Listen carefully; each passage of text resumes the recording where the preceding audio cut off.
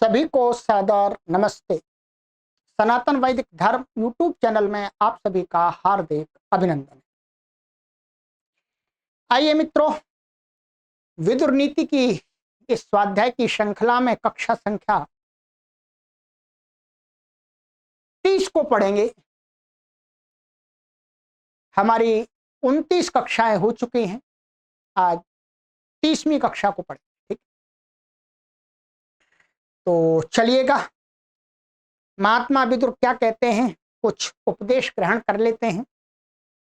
श्लोक पढ़ते हैं। पहले महात्मा विदुर कहते हैं, सत्यम रूपम श्रुतम विद्या कौल्यम शीलम बलम धनम शौर्यम च चित्रभाष्यम च दशे में स्वर्गयोनयः। कहते हैं सत्य, विनय की मुद्रा माने विनम्रता को धारण करना, और शास्त्र का ज्ञान, और विद्या, और कुलीनता, शील, और बल, और धन, शूरता, और चमत्कार पूर्ण बात करना। ये 10 माने चमत्कार पूर्ण माने बहुत माने आगे भविष्य की बात बताना। ये 10 बातें क्या है, मनुष्य के सुख का साधन है। यदि जिसके अंदर ये 10 चीजें हैं, वो व्यक्ति संसार में रहता हुआ सुख विशेष को प्राप्त करता है। बहुत सुंदर का है क्या, सत्य का आचरण, ठीक है, विनम्रता की मुद्रा, शास्त्र का ज्ञान, विद्या, कुलीनता, शीलता, बल, धन, शूरता, और चमत्कार पूर्ण बात करना। जिसके अंदर है उसे तो सुख मिलेगा ही जी, उसे सुख मिलेगा ही संसार में। और कहते हैं, पापम कुर्वन् पाप कीर्ति पापमेवाश्नुते फलम पुण्यम कुर्वन् पुण्य कीर्ति पुण्यमत्यंत श्मश्नुते। कहते हैं, पाप कीर्ति वाला निंदित मनुष्य पापाचरण करता हुआ पाप के फल को ही प्राप्त करता है, और पुण्य कीर्ति वाला कीर्ति वाला प्रशंसित व्यक्ति, पुण्य जिसके पास ऐसा, वह मनुष्य पुण्य करता हुआ अत्यंत पुण्य फल का ही उपभोग करता है। कहने का तात्पर्य है कि जो मनुष्य पाप कर्म करेगा तो उसको फल पाप का ही मिलेगा, दुख रूप, और जो पुण्य कर्म करेगा उसको पुण्य का फल सुख विशेष मिलेगा। इसमें दोहराने वाली बात नहीं है, कोई उलट पुलट होने वाली बात नहीं है कि पाप कर्म करके हमको सुख मिल जाए और पुण्य कर्म करके हमको दुख मिल जाए, ऐसा नहीं है। 100% यही सत्य है कि जो यदि पाप कर्म करेंगे, गलत कर्म करेंगे, तो उसका परिणाम हमें दुख रूप में भोगना पड़ेगा। अच्छे कर्म करेंगे, सत्कर्म करेंगे, तो उसका परिणाम हमें सुख रूप में प्राप्त होगा। बिल्कुल। चलिए, और कहते हैं, इसलिए तस्मात् पापम न कुर्वीत पुरुषः संशितव्रतः पापम प्रज्ञाम नाशयति क्रियमाणम पुनः पुनः। इसलिए बुद्धिमान व्यक्ति को, समाज में प्रतिष्ठित व्यक्ति को पाप नहीं करना चाहिए। है, पापम न कुर्वीत, पाप ना करे, पाप कृत्य ना करे, पाप के कार्य ना करे, अर्थात गलत कार्य ना करे। क्यों? क्योंकि जो पाप है, जो पाप कृत्य हैं, वो हमारी बुद्धि को नष्ट कर देते हैं, और बुद्धि जब नष्ट हो जाती है तो बार बार हम पाप के ही कर्म करते चले जाते हैं, बुरे बुरे काम करते ही चले जाते हैं। इसलिए श्रेष्ठ मनुष्य को चाहिए कि वो कभी भी भूल करके गलत काम ना करे। एक गलत काम वो गलत संस्कार को जन्म दे करके जाता है, फिर वो गलत संस्कार हमसे फिर गलत कराता है, फिर वो गलत हमारा गलत संस्कार बना देता है। इस प्रकार से एक गलत कार्यों की श्रृंखला चल पड़ती। उसको पहले ही फर्स्ट स्टेप पर ही हमको रोक देना है। गलत करना ही नहीं है तो गलत संस्कार भी नहीं बनेगा। बहुत सुंदर बात कही है।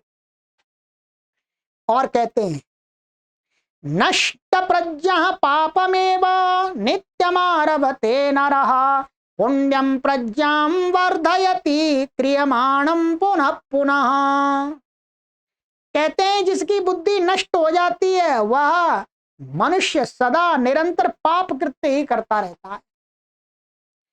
इसी प्रकार बार बार किया हुआ पुण्य कार्य है वो क्या करता है, वो पुण्य कार्यों को कराता रहता है। इसलिए बुद्धिमान व्यक्ति को पुण्य करना चाहिए। आगे कहते हैं वृद्ध प्रज्ञा पुण्यमेव नित्यमारभते नरः पुण्यम कुर्वन् पुण्य कीर्ति पुण्यम स्थानं स्म गच्छति तस्मात् पुण्यम निषेवेत पुरुषः सुसमाहितः। कहते हैं कि जिसकी बुद्धि बढ़ जाती है वह मनुष्य बढ़ जाती है, माने श्रेष्ठ हो जाती है, वह मनुष्य सदा पुण्य कार्य ही करता है। इस प्रकार पुण्य कर्मा मनुष्य पुण्य करता हुआ पुण्य लोक को चला जाता है, स्वर्ग लोक को चला जाता है। इसलिए मनुष्य को चाहिए कि वो सदा हमेशा एकाग्र चित्त हो करके पुण्य कर्मों का ही सेवन करे, पुण्य कर्म ही करे। एकदम स्पष्ट कह दिया, समझाने की कोई आवश्यकता ही नहीं है। इतनी बात तो हर कोई समझ सकता है। नहीं समझेगा तो फिर बुद्धि नष्ट हो गई। ठीक है।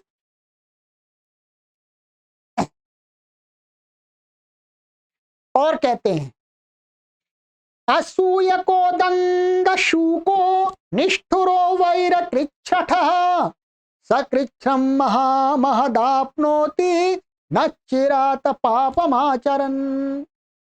गुणों में दोष देखने वाला, मर्म पर आघात करने वाला, माने कहीं चोट लग रही है फिर दोबारा वहां चोट करने वाला, निर्दयी व्यक्ति, शत्रुता करने वाला और शठ मनुष्य पाप का आचरण करता हुआ शीघ्र ही महान कष्ट को प्राप्त होता है। एकदम साफ शब्दों में, स्पष्ट शब्दों में बता दिया। जो व्यक्ति दूसरे के गुणों में दोष देखता है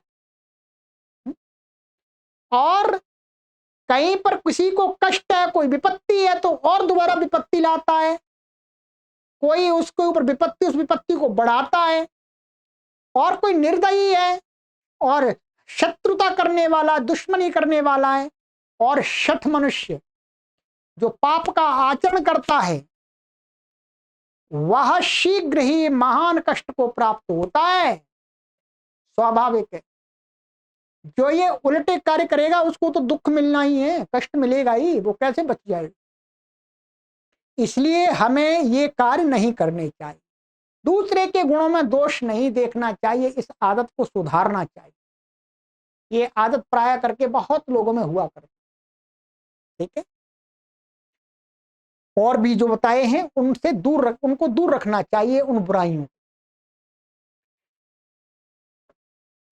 और कहते हैं अनसूयु कृत प्रज्ञा शोभनान्याचरन् सदा न कृच्छ्रम महदाप्नोति सर्वत्र च विरोचते। दोष दृष्टि से रहित शुद्ध बुद्धि वाला पुरुष सदा शुभ कर्मों का अनुष्ठान करता हुआ महान सुख को प्राप्त होता है और सर्वत्र उसका सम्मान होता है। बिल्कुल स्पष्ट कह दिया है। इसलिए हमें गुणों में दोष नहीं देखना चाहिए, व्यक्ति के अंदर गुण देखने चाहिए और गुणों को ग्रहण करना चाहिए, अर्थात अच्छाइयों को अपने अंदर धारण करना चाहिए। जो इस प्रकार का स्वभाव धारण करता है वो संसार में महान सुख को प्राप्त होता है और संसार में सर्वत्र उसकी प्रतिष्ठा होती है। चलिएगा, तो इतना कर लेते हैं, कई श्लोक करा दिए मैंने आज आपको। आगे की कक्षा में मिलते हैं मित्रों, शेयर करते रहिएगा, आपके लिए मैं पुरुषार्थ कर रहा हूं। आप अपने गृह पर ही बैठे बैठे विदुर जी के उपदेशों को जान लें, ठीक है। आपसे कोई टिकट नहीं ली जा रही, फीस नहीं ली जा रही आपसे, बस आपके लिए ज्ञान आपके घर पर उपलब्ध कराया जा रहा है कि आप अपने इन श्रेष्ठ पुरुषों के उपदेशों का लाभ ले। सभी को सादर नमस्ते। ओम।